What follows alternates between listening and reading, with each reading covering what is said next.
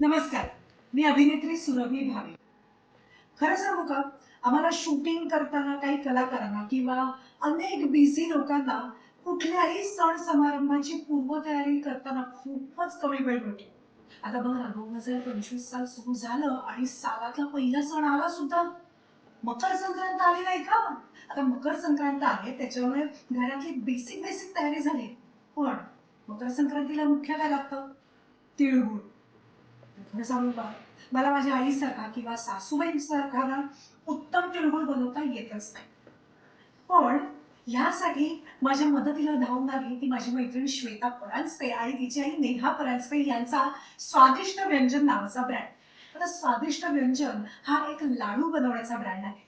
बघा ना मी ब्रँड पण कसा सिलेक्ट केला. त्याच्यामुळे आता मकर संक्रांतीच्या 2 दिवस आधीच माझ्या घरात आले तिळगुळाचे लाडू. तुम्ही म्हणाल की हे तर वेगळे दिसत आहेत, हे तर तुम्ही ओळखतात तिळगुळाचे लाडू, पण हे काय आहे?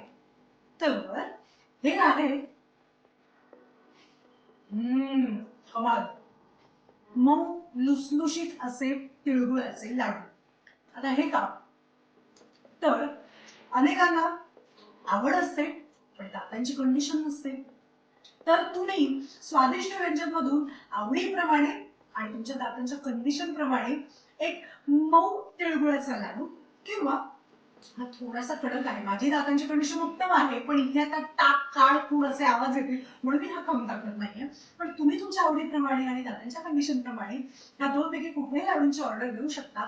आणि सांगायचं राहिलंच गेलं की ह्या ब्रँडचं वैशिष्ट्य म्हणजे प्रत्येक लाडू हा साजूक तुपापासून बनवलेला असतो. त्यामुळे लहानांपासून मोठ्यांपर्यंत तुम्ही कुणालाही अगदी डोळे मिटून या ब्रँडचे लाडू खायला देऊ शकता.